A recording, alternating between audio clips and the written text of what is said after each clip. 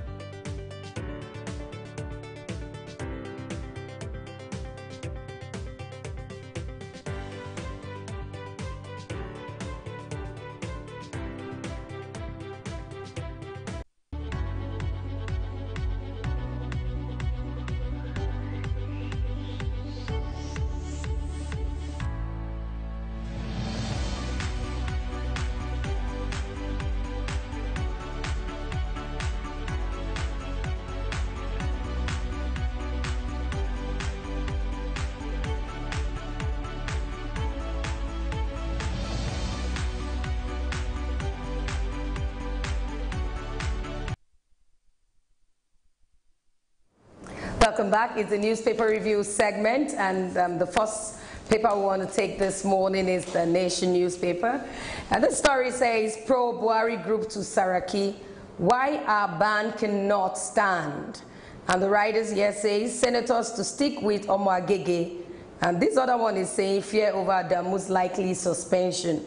Despite being banned, the Parliamentary Support Group, that's the PSG, is boiling for a fight with the Senate leadership.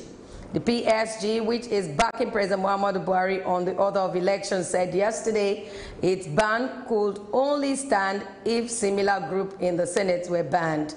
It was learned that 20 governors are behind the group. Yes. And we also have in the papers here, looters did not cover track well, says Buhari. President Muhammadu Buhari yesterday bemoaned the looting of Treasury by past administrations, saying the stealing was too much. The looters, he said, were so in-depth that they did not cover their tracks well. Anthony. Well, like I said, like I always say, it's an allegation though, but it's very glaring that Nigerians or Nigeria is being robbed. But the thing is, we don't know who or who's behind this. They're saying that they did this, they stole funds and they didn't cover their track well. Well, I guess it's the public, it's the politics of the government, the senators, the parties, sort of, based on the fact that they know what's happening, but not the public. So I only think it's only right that we look into this, the auditors look into this. Okay, I think so that the auditors can look into it. And talking about that, it says Nigerians have the right to know Treasury looters. Nigerians have a right to know those who looted the Treasury. The federal government said yesterday.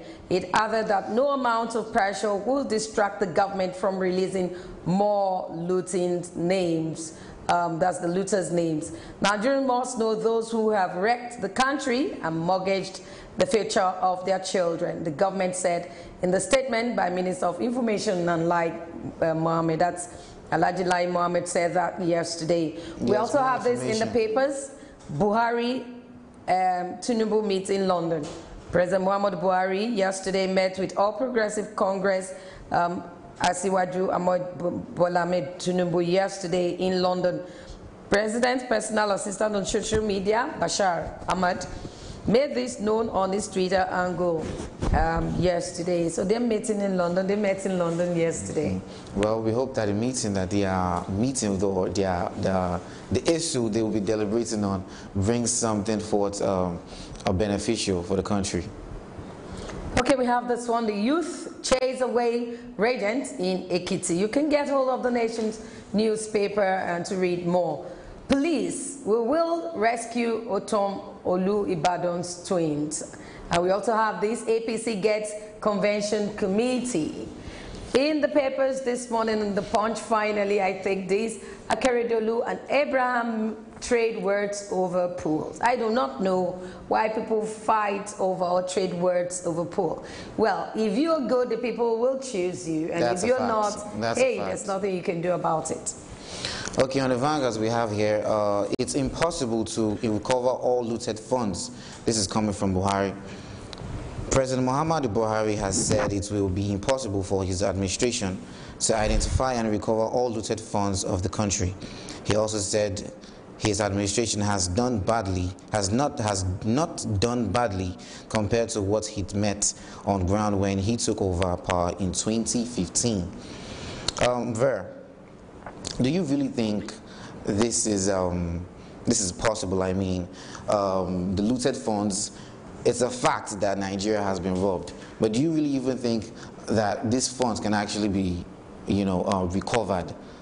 Yeah, I don't know if this question, I don't know if everything will be recovered, but I think even those that have been recovered before now, we should have, we should know more about it. We should know who brought what, who took what, what the bargain was all about, bargain. Definitely. We should know the amount. That will help us. I do not like the idea of just telling me someone looted and telling me this person did, and this person says it's going to court, and this happened, and at the end of the day, you keep dropping names to say, hey, or the court will say, hey, this person wasn't involved. I don't like that kind of idea. I like people, once you loot, you go to jail. It's better that way. That is it. I mean, and, this trade of words. If you know you're truthful, if you know you're right about the list coming out, I think procedures.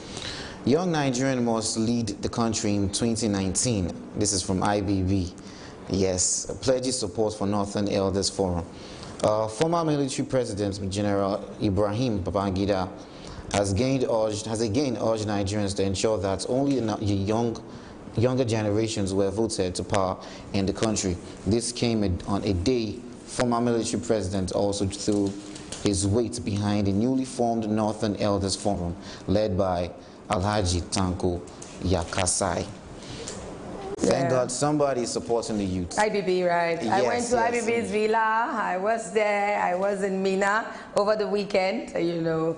And he's putting his weight behind this. And I hope that they will give more advices to the northern members or groups or people. Yeah, we hope so. Because we need to begin to work as one. We need to begin to see ourselves as one. And I mean seeing ourselves and genuinely seeing ourselves as one. And we shouldn't begin to play politics with lives of people. I don't think that is correct. Well, I feel that this is a very good development. I mean, that someone well-known, you know, has ruled is supporting the youths. People have been doing that. A lot of people, known people, have been doing that. They've been putting their weight behind the youths. I mean, the words. I mean, everything. It's just words. I feel. No, they've been doing that actually. We've seen people, personalities, put their weight behind. And what I'm saying is, for us to genuinely work together, not looking at ourselves that I'm from the northern part, I'm from the south. I think we need to work together in Nigeria. True. Rescue of Chibok girls, Lee Sharibu, is a must, Saraki. President of the Senate, Dr. Bukola Saraki, has called for concerted efforts by governments, security agencies, religious and community leaders to rescue the remaining 112 Chibok girls and Dapchi schoolgirl Leah Sharibu from Boko Haram's captivity. We have been talking about this, and it's only right that the government and the security agencies just act proactively. I mean, we don't just have to keep saying, we'll rescue her, we'll bring the Chibok girls back, we'll bring the Chibok girls back. I mean, let's just hear something like, breaking news, the Chibok girls are back. And that is what we really want to... In all the papers today, if you get hold of any of the papers, you will see, because they celebrated the 40th anniversary of this adoption, these girls, and those that adopted the girl. And we're praying, you could see, there are lots of pictures starring some papers where parents gathered together for that prayers and wearing black, signifying sadness. I don't know if black signifies that, because I wear black a lot. But that particular thing, the story I read in most of the papers this morning is very touching, where you sit back at home. I don't know how a parent will feel, and your child is somewhere, must have been mishandled, you know, by these heartless human beings. And I don't know how comfortable the parents will be for 4 years. You just feel, is she alive? The trauma, it can be traumatizing. The trauma alone is something that I don't want to think about. But we're still praying. It's not just a day prayer, everyday prayer, that God Almighty will bring these children back alive. Definitely.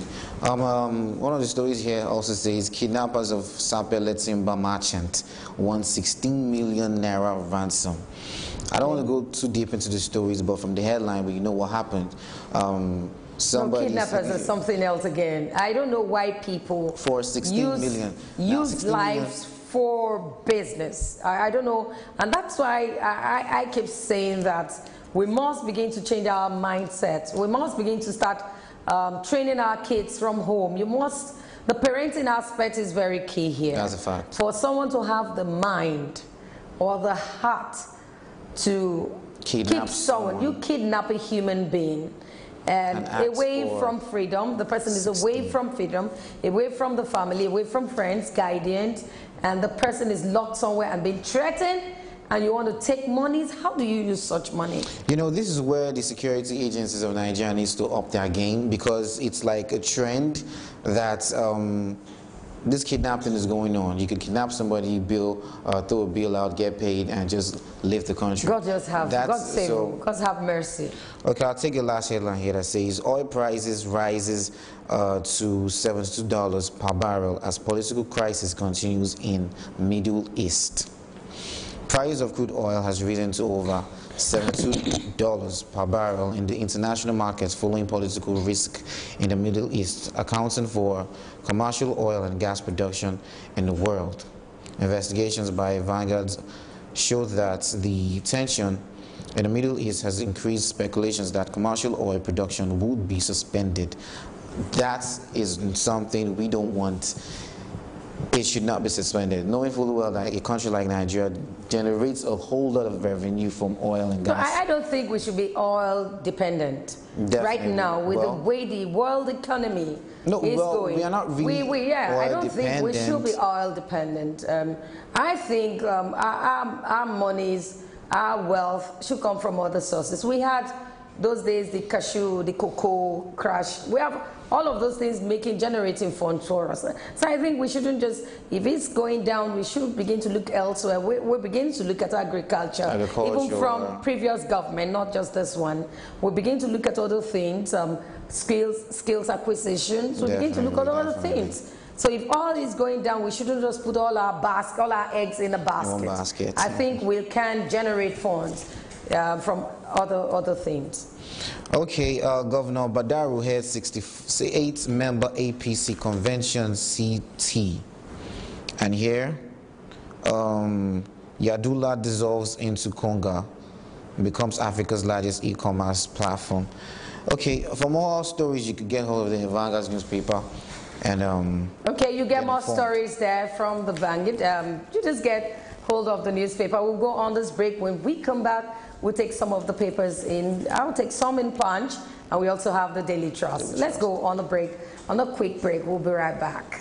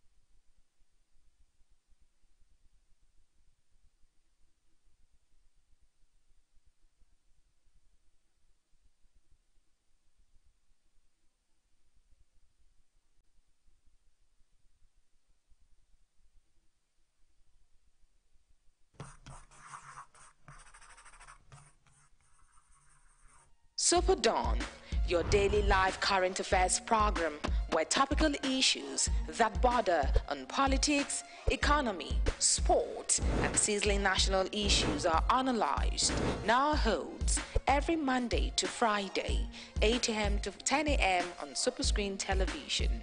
Let your voice be heard. Join us.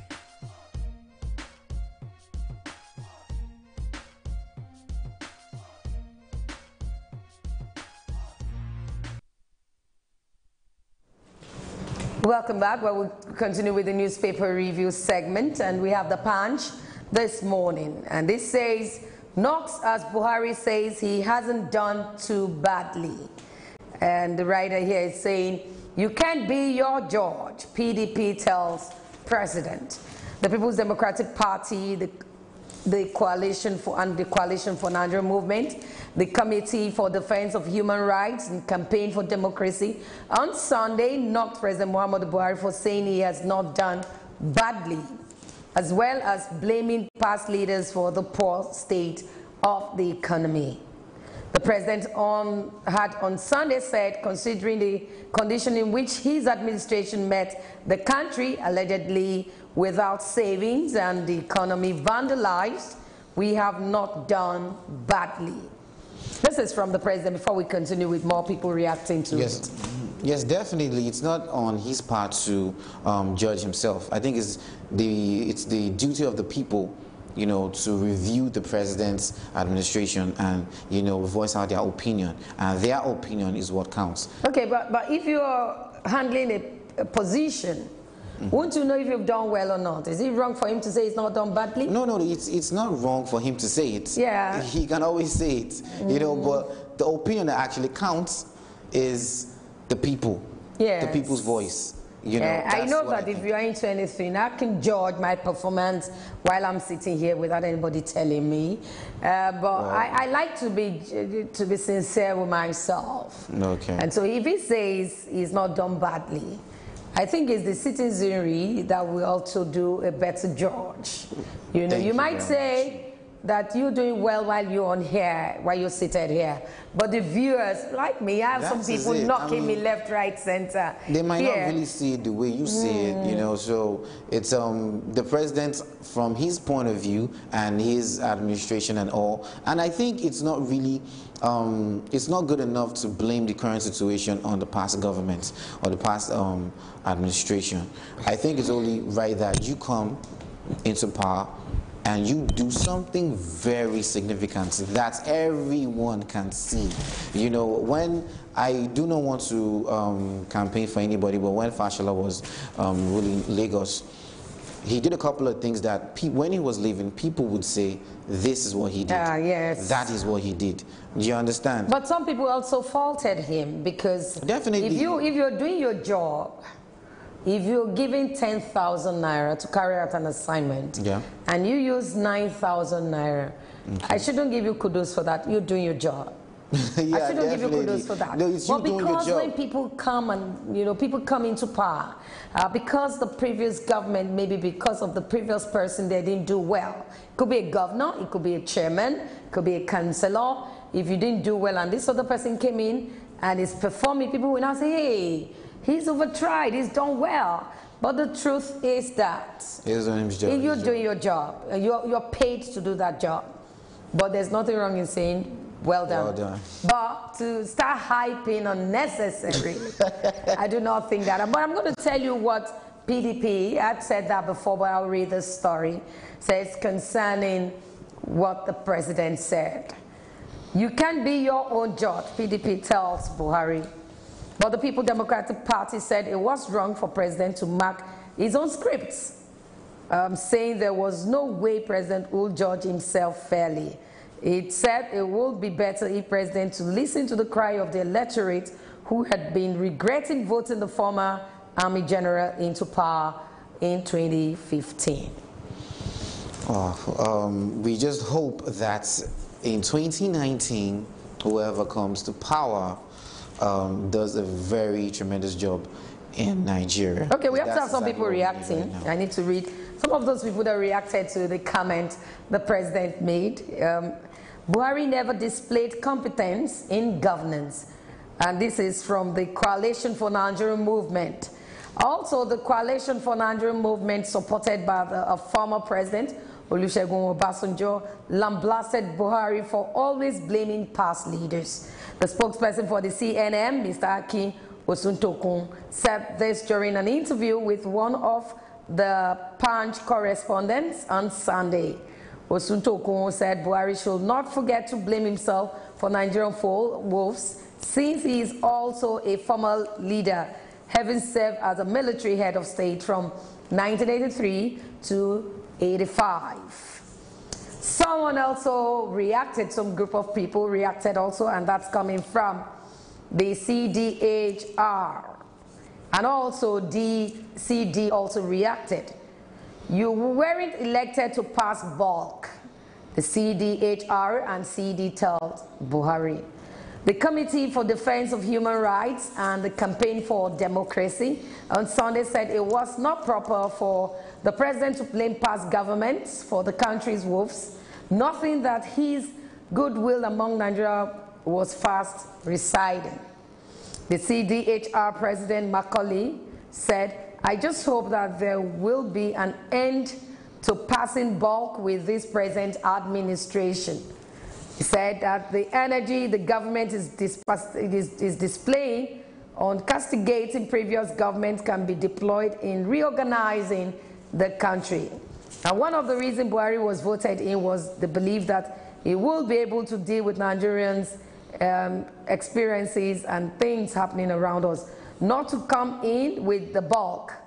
And he felt, as a responsible person, you should look for results. Yes? Definitely. That was what Nigerians thought. We felt that, okay, this is a past president, that a military personnel, and he would actually have all that skill set, all that mindset, and all that proactiveness to deal with the security issues, to deal with, you know, corruption, looters, and the rest of them. And, you know, coming into power, I would say most Nigerians would say they were not really impressed with what they saw. Well, you know. A lot of people will say they were not impressed, but some percentage of Nigerians will say they are impressed. So definitely. We're going to see the percentage of those that says stay and that those that are saying do not stay come 2019. We also have in the Punch this morning, and Obaseki imposes 90 days ban on grazing in Edo community. And I'm going to take that particular story. Killers herdsmen. Obaseki imposes 90 days ban on grazing in Edo community. The Edo State Governor, Godwin Obaseki, on Sunday announced a ban on grazing in some communities attacked by the suspected herdsmen in the state. The affected communities include the Odigigdo, and that's at the Ovie Northeast local government area of the state. He has said the ban on the grazing is imposing 90 days ban. Yes, still on the Fulani herdsmen. Yeah, it's only right. The 90 days ban is, I feel, because I'm from that part of the country. Well, I'm not trying to be biased here, but I think it's a good development, and Obaseki means well for the states, and yes, it would do something good for the Okay, we also have in the papers here, many of my appointees betrayed me after I lost election. Fire me. Get hold of the Punch. We have cult members raid police station, free suspects. 5 killed, 50 houses destroyed in Kogi community clash. This says, hope not lost on Chibok girls. Lee Shiribu says, Saraki. And this is all we can take for the story, the Punch, and we move away from the Punch to the Daily Trust. Daily Trust.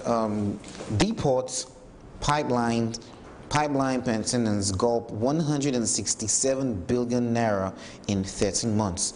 The Nigerian National Petroleum Corporation spent about 167 billion naira to maintain its network of pipelines and depots in 1 year, official records have shown. A new agency, Nigerian Pipelines and Storage Company, was created out of the Petroleum Pipelines and Products Marketing Company, PPMC, in 2016 to solely manage the 21 depots and interconnecting pipelines. Yet many depots, especially in the hinterland, remained inoperatives. Okay, this right here is a very large figure. I mean, when you talk about 13 months, just 1 year and 1 month, and we are looking at 167 billion naira.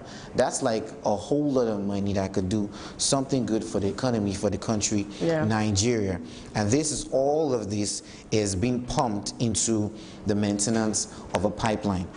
Well, I'm not an engineer. I'm not really in that field, but when I look at things, I don't know how it works, so I wouldn't want to talk too much about that, but this figure right here is like a whole lot of money. But to maintain such things, it's going to got money definitely, so it's not new. But what we're saying is we want to see the money do things. We do not want to hear figures without implementation. But I know that it's going to go up a lot of money. We cannot be intimidated over Luther's list. This is by the federal government. The federal government said no amount of pressure or intimidation will prevent it from releasing more names of alleged looters of public funds. Minister of Information and Culture, Alhaji Lai Mohammed, said this in a statement issued yesterday by his media assistant, Shegun Adeyemi. Alhaji Mohammed said since the release of the first two lists of alleged looters, there have been attempts to intimidate the federal government into discontinuing release of more names. Well, we've taken the story before, but I only think that we should just look at it again. Does this in any way affect the federal government's funds or? I think, I respect the federal government so much, but we will look at that as a topic someday. We need to look at it as a topic, but we're running off this segment right now. We want to go into our substantive. We'll go on a break. When we come back, we're looking at public debt and economic growth in Nigeria. We will go on this break. When we come back, SuperDawn will continue. Stay with us.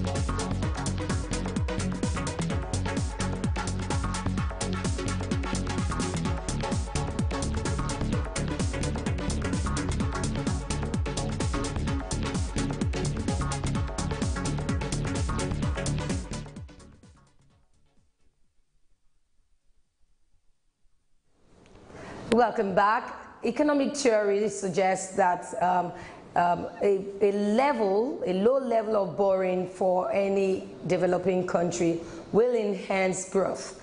But today we want to look at public debt and economic growth in Nigeria. And we have with us this morning Martins Onovo, a former presidential candidate. Good morning to you. Good morning. Good morning to you, sir. Good morning. The question where we want to treat this public debt today, we want to look at our level of borrowing. Do you think it's helping out with all the borrowings who've been taken from World Bank and some other agencies? Well, the first thing is that each time you borrow, you're borrowing from some other countries or banks or donor or multilateral agencies like you said, World Bank or IMF. So, and the Bible says that the borrower is a slave to the lender, a slave to the lender. And that is the reality of borrowing. So the idea that debt is not bad cannot be correct. Because others are lending to you. Why don't you put yourself in the position of a lender? Why do you have to borrow? Now that's number one. If you're in a critical situation, which is normal in the course of a personal life or the life of a country, economic realities may not always be favorable. You can borrow to close some gaps. But wise borrowing requires that you have a robust payment plan so that you can exit your debtor status. So this needs to be clear. Because some people will say, oh, America is in debt, America is owing $17 trillion. So why are we complaining? How much does America owe Nigeria? Zero.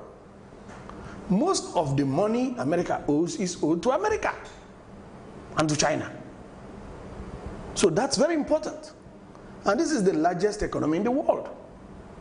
So those comparisons have no meaning. Are you saying that if, because we are developing, so we can't be comparing ourselves exactly with a developed country. We are developing, so are you saying it is bad to take loans? It is bad to take loans. It is bad. That does not mean you cannot take loans. If you are in dire economic situation, you can take a loan to alleviate your situation. But loans are not grants, please.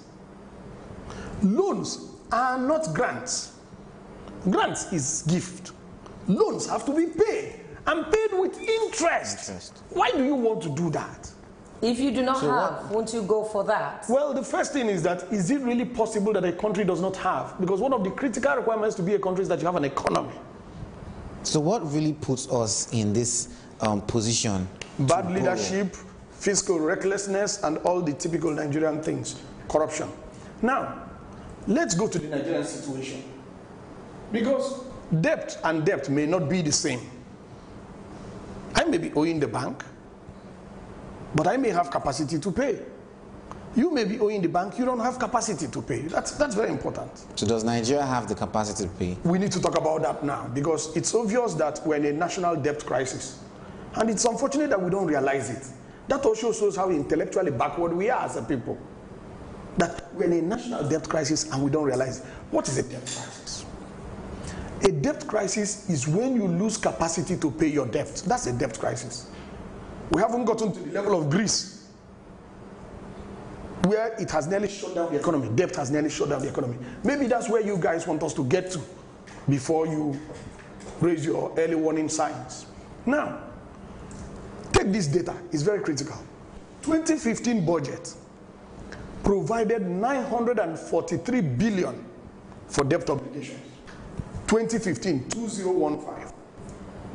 The current 2018 proposed budget provides over 2.2 trillion for debt obligations. Now, this is that same 2018 budget. You have estimated total national revenue at 6.6 trillion.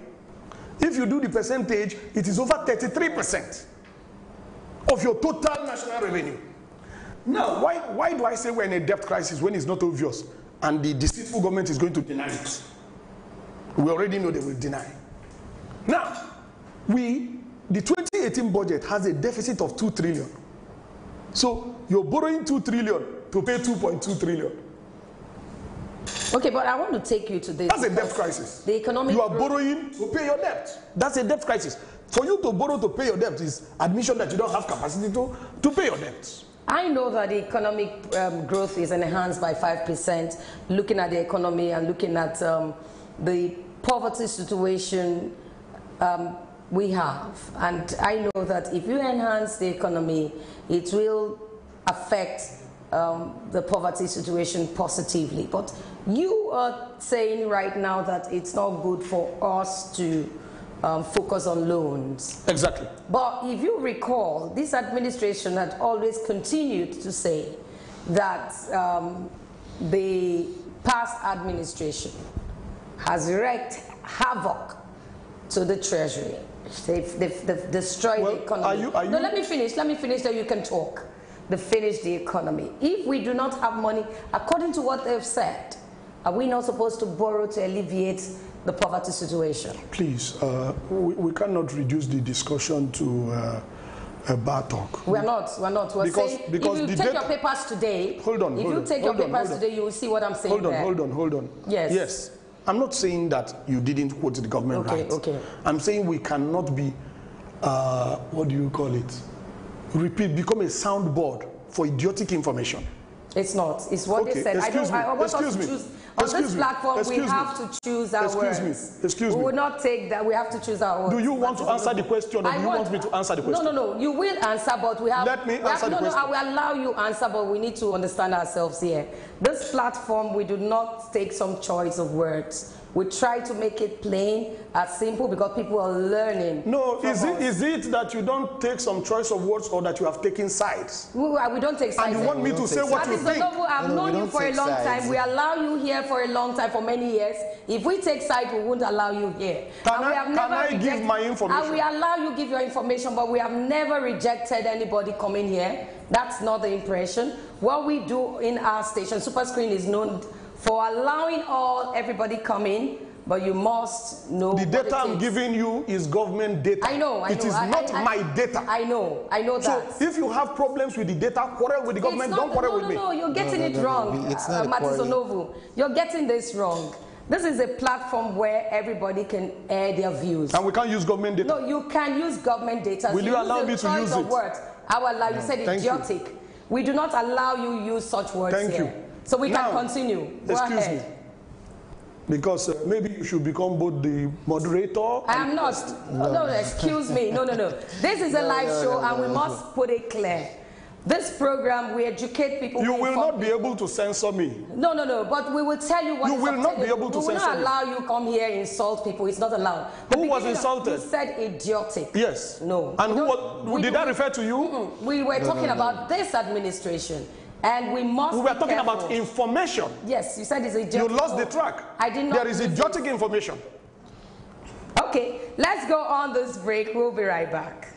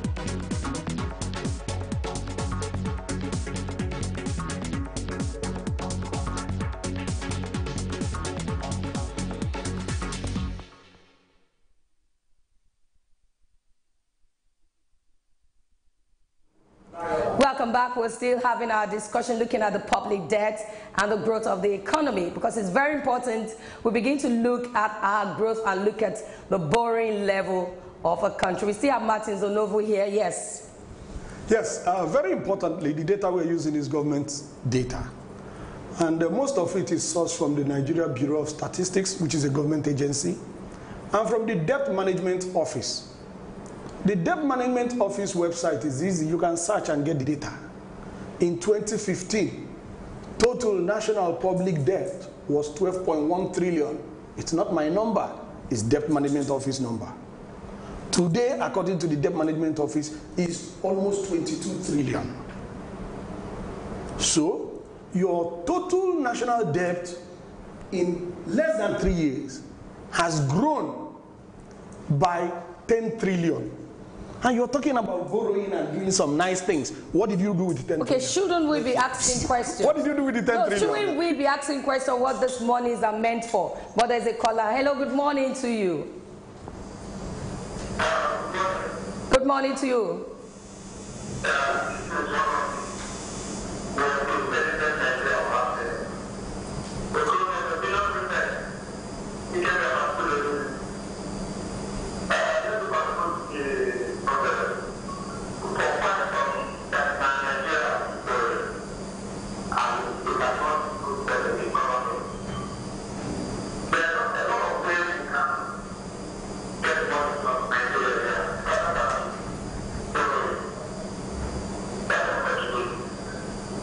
Okay, so what should we be doing? What ways are we supposed to be?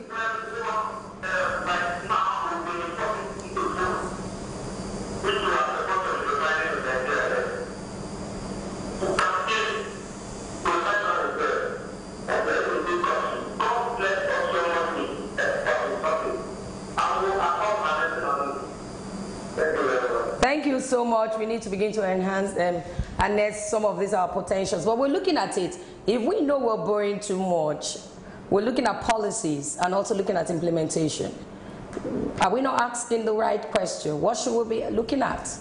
The first thing is, if you lack integrity in any system, it will not work. Whether it's economic system, whether it's educational system, whether it's your security system, any system that lacks integrity will not work. Integrity is the foundation of any system that will ever work. So, you're talking about let's borrow for infrastructure. You had that story 3 years ago, and you have grown your total public debt by 10 trillion.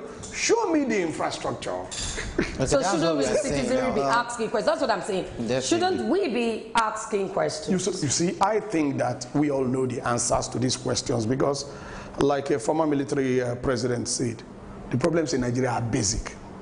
The problems in Nigeria are basic. Insecurity, corruption, poverty, all traced to the same root cause of bad leadership. So sometimes we tend to overanalyze, and the data is clear. Now, about the economy and how bad it was when the government came into power. The fact, according to government, is that it inherited a growing economy and ran it into a recession in the first 2 years. And in the third year, it has run it into a stagflation. And right now, this debt crisis, we predicted it 2 years ago, that if we didn't control our borrowing, we will run into a debt crisis. In terms of controlling our borrowing and trying to pay our debts, are there any sectors in Nigeria that is being overfunded? Oh, clearly. Tony, you and I know that the National Assembly is overfunded. Now, if you ask me, an appropriate budget for the National Assembly will be about 50 billion. But the National Assembly has been getting, last year it got 125 billion. That is 75 billion clear savings from there. The Nigerian presidency is well overfunded by a factor of about 400%. So now, what should they be doing? I'm coming. Please. Okay. We know that our recurrent budget is over-padded, over-funded, very corrupt, very wasteful. We know that. So, just like I said, no system, whether it's educational system, security system, economic system. No system works without integrity. You must have integrity in the system.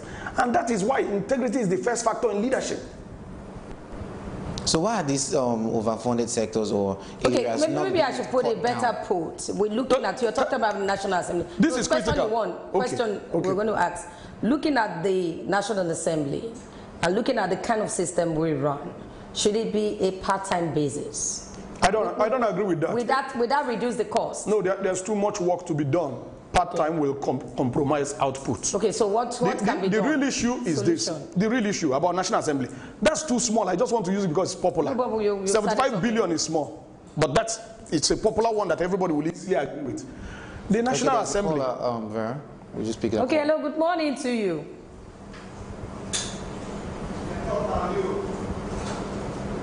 Hello, good morning to you. Good morning to you. Go ahead. Good morning to you. Good morning, Leo. We can hear you. Talk. Yeah. Go ahead. We are listening. Okay, you go ahead. Okay. Please, you can. Okay, yes. I like to go to the show. Yes, go. I would like to say, Bill Gates, Nigeria exposed a lot of things. Not that we don't know this already, but Bill Gates mentioned that the Nigerian government needs to invest in people. And toward the end of the speech, went on to say, it's almost impossible to do some of the things they are planning because we don't have the money.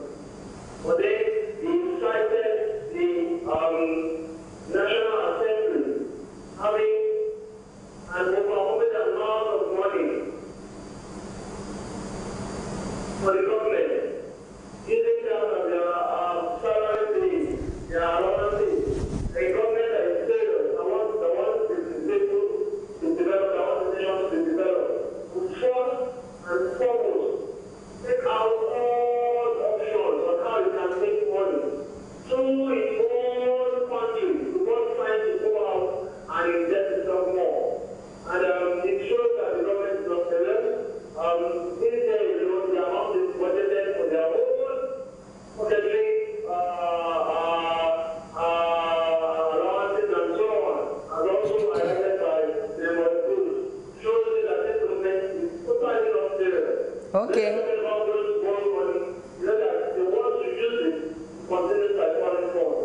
Okay. Thank you so much. Yes. So, if you compare the National Assembly with the Nigerian police, you take the budget provision for 2017 approved budget, divide it by the total number of members, and you do that for the Nigerian police. The average policeman costs us less than 850,000 per year. Budget divided by number of policemen, simple.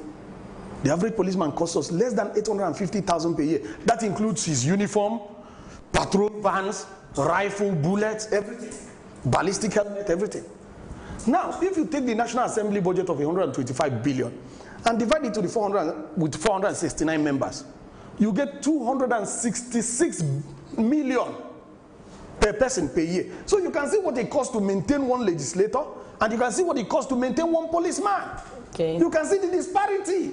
It's intolerable. But we tolerate everything because the media is willing to tolerate it and control the minds of the people. I don't think so. The media must do their job and the people have their job. The media cannot do the job for everybody.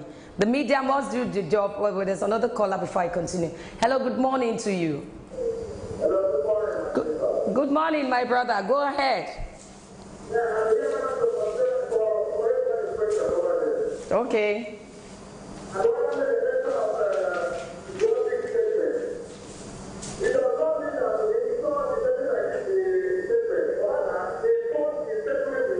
Okay. Okay, but I have to tell you something. Thank you, IK. I have to let you know something.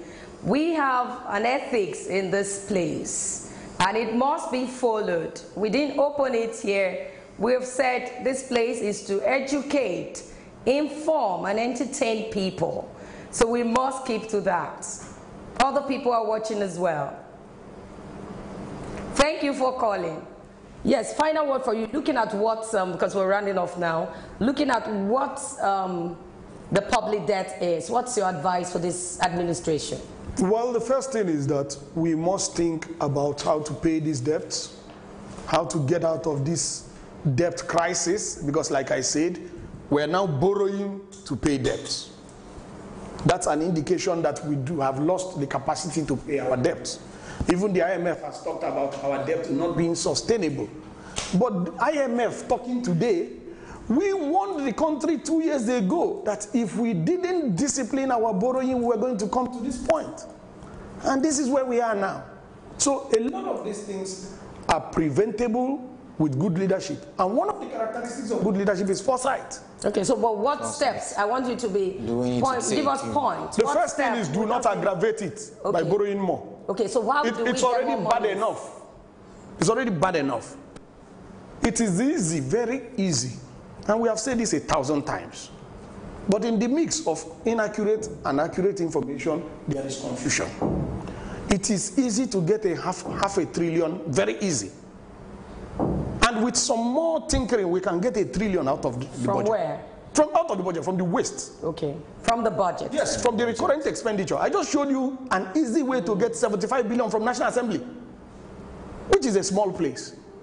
We're talking about presidency and MDAs, 500 MDAs, over 500. So we should look at all of those things and cut it down. Okay, we want to thank you for coming. Martin Novo was a former presidential candidate, and he's also an engineer. Thank you so much. Thank you very much. In this show, he's been my long-time guest, and he knows that SuperScreen always allow you and your views. We don't have, there's no divide. SuperScreen is a good station. We don't have a divide here. APC, PDP, APGA, anyone, we allow you come give your views here. We don't take sides. But the public must know what is happening and the truth about what is happening. I want to say thank you for coming. Thank you very much. I hope we're not going to quarrel next time over that. But thank you for coming. Well, we'll go on this break now. When we come back, we want to look at enhancing good governance through the legislature. We'll be right back.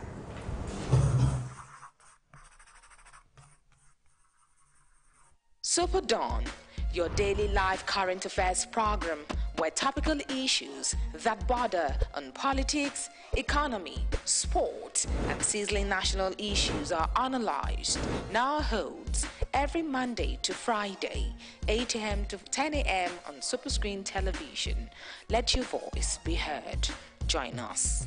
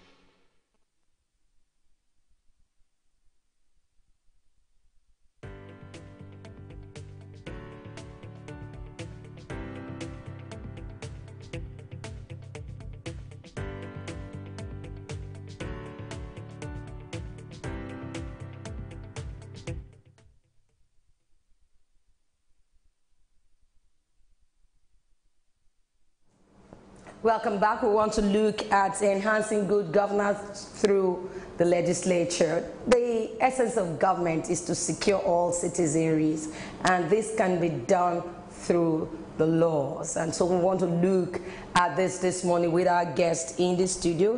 Tony Dania is a rights activist and a public analyst. Good morning to you, Tony. Good morning. Good morning. Thank you. Good morning to you, sir. Yeah. Welcome. If any government or any democracy must grow, it has to be through the legislative system. And we're looking at it because looking at a good ordering of society, that includes the appropriation laws and the rest. Are we getting it in Nigeria? Yes, we are. Democracy is evolving in Nigeria. And the National Assembly, they have their roles as the legislative arm of government. The executive leads the government. When you say government, you are talking of the executive. The Constitution, by virtue of Section 1 of the Constitution we are using, it says the Constitution is the most supreme law we have. And then that same Constitution, Section 4, gave the National Assembly power to make laws for the country. The same Constitution gave them power to create the procedure they will follow. And the same Constitution gave them the power to invite everybody. Talking about inviting any person, there's this current issue that the National Assembly, the Senate rather, has invited the Vice President to come and explain certain things. However, this current National Assembly, they are doing their best. But you see, people are generally not happy and satisfied, not only with the legislative arm, with the executive too. And then if every arm of government work in accordance with the powers and duties ascribed to them by the Constitution, we won't have much problem. If you look at the judiciary, and they're not independent, I've always talked about the independence of the judiciary. Not independent in the sense that their salary is still controlled by the executive. You see, and there is this saying that he who pays the piper do what? They take the tone. So I think the judiciary should get their money straight from the budget and then use their money for whatever they want to do. Then the executive too, they got their money and they are using it the way they feel is best for the country.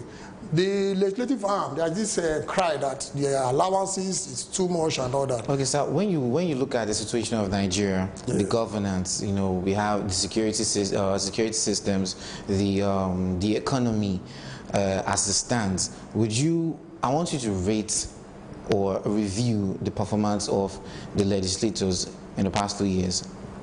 Yes, this current legislative arm, National Assembly, they are not done badly. The criticism, like I was saying before interrupted, was this over-bloated allowances that they are receiving. Otherwise, they have shown courage. Courage in the sense that why they are not unnecessarily personally antagonistic with the executive, they have been watching the executive. And the best way they do it is debating issues of national concerns at the National Assembly. But like you said, the overblown allowances, shouldn't that be like a flaw on their part, a downside? Because when you look at things, you understand that in Nigeria, there are a lot of sectors that are not funded, well funded, especially the security agencies, the police. And we have senators receiving up to 13.5 million. Let us not make a How would you rate their transparency? Let's not make a collective error in progress. You see, the legislatures or the lawmakers, they don't fix their own salaries and allowances. We must get that clear.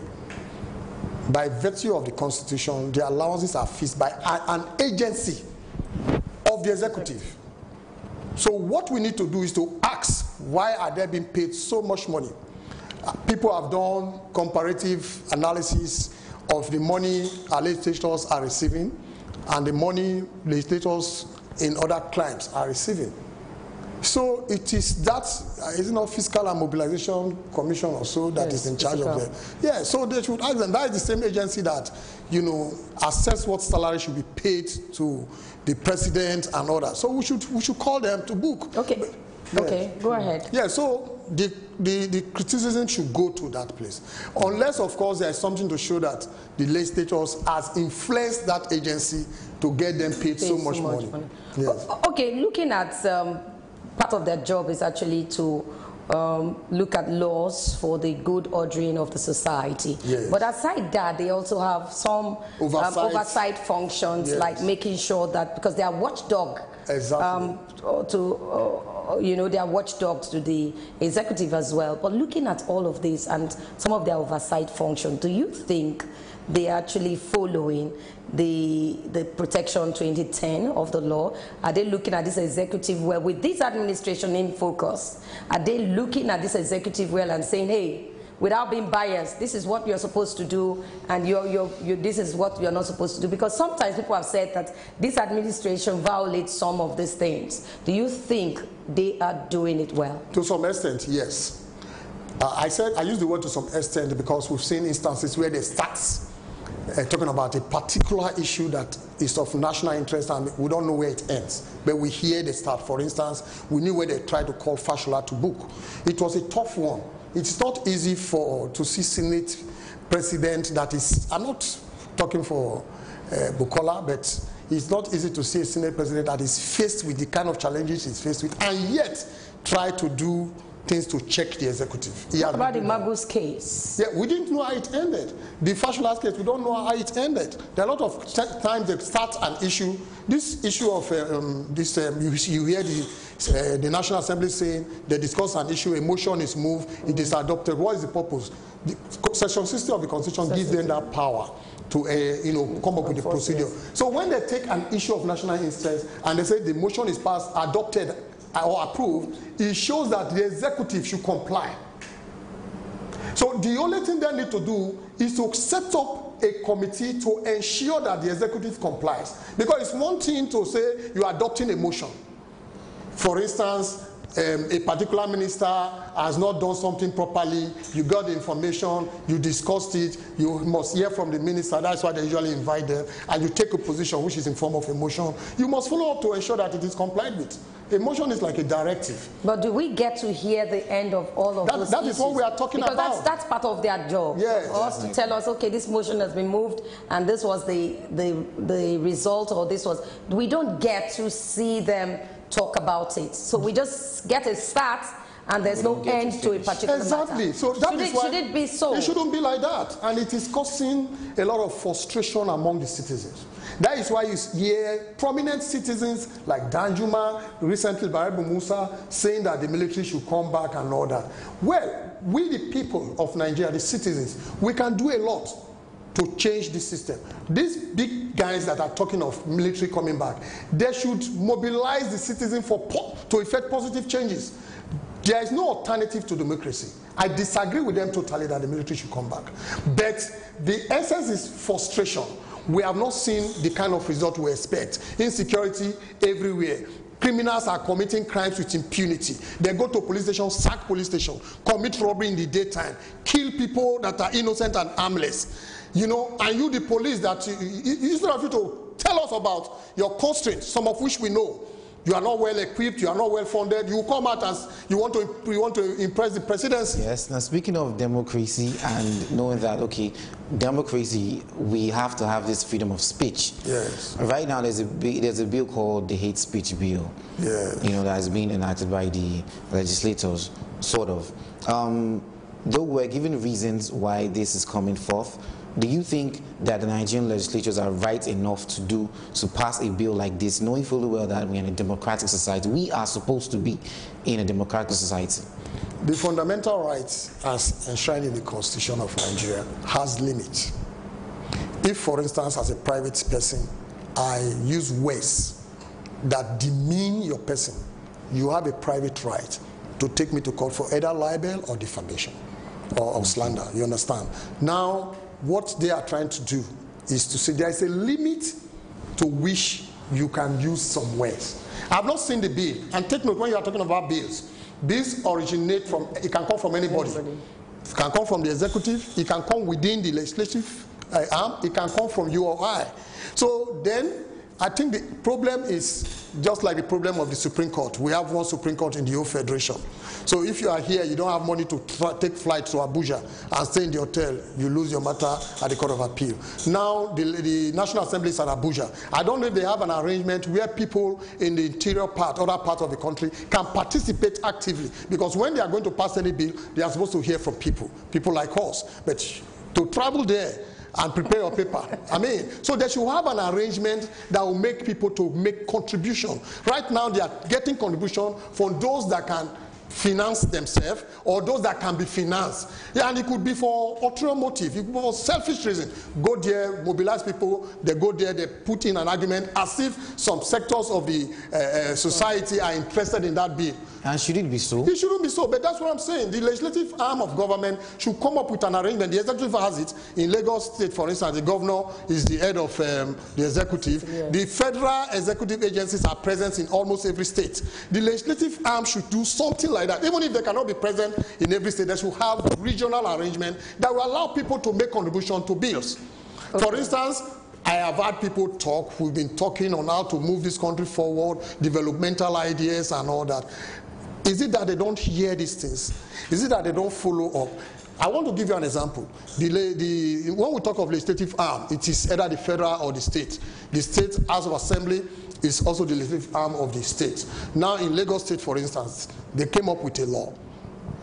And they didn't look at the boomerang effect of that law on land charges, tenement rate and the rest. Yes, you see, they were able to adjust it when they saw people talking. So within Lagos, people complain. Other civil society were talking, the media assisted. The boomerang effect is that as a landlord, I will increase my rent. I'll put it back to like the tenant. 400%. Then when I increase it, you will also increase what you are using that place to do. It will affect the poor man in the Okay, looking at all of this, because we're rounding off now, I know that good governance depends on three functions, three things, basic. Transparency, depends on participation and accountability. Looking at our legislative arms of government right now, because they are supposed to satisfy the yearnings of the people, do you think they've done fairly well? The current legislative... This current one. Given the challenges they are faced with, they have exhibited courage. They have exhibited courage. Don't forget that in the current Senate, we have a senator that was president of Senate for 8 years. He has been so silent because he's seen himself as a PDP man. No, he's an elder statesman. He should speak. We want to hear him talk about issues. He should guide the current senators. But he's so silent. I'm talking of David Mark. He's an experienced senator, somebody that has been the president of the Senate for 8 years. And he's still there in the Senate. It's as if he's not there. Okay, what should we be doing in rounding off your final words? What should the legislative arms of government be doing? And what should the citizenry be also asking? What kind of questions should we be asking them? The citizens have been contributing, particularly currently. The people talk. Despite the threats and all that, people still speak their mind. The legislative arm of government should put in an arrangement where people's voice could be heard. For instance, make an arrangement, maybe western, sub-western region. Within the western region, you can have two agencies or two areas where people can come and give a contribution over a bill that is being debated. You can do in the east and in the north. With that, you will get people contributing. It's not everybody that can go to Abuja when you say, please, you see them advertising in the paper, come and say whatever you want to say. We need to wrap up now. We need to, it's not, I don't like the fact that we're wrapping up. You didn't come in time because of traffic. We're going to invite you someday to continue this topic. We're definitely going to do this topic again because we need to know more. We need to tell them more. I want to thank Tony Diana, a right activist and public analyst. Thank you for coming on this edition of the program. Thank you very much, sir. Thank you. Well, the Art at Home is sports segment, and lots of things happened over the weekend. Not to worry. When we come back, Priscilla and I am just going to introduce Prince Will and allow him to do his work. We'll be right back. Stay with us. Prince Will.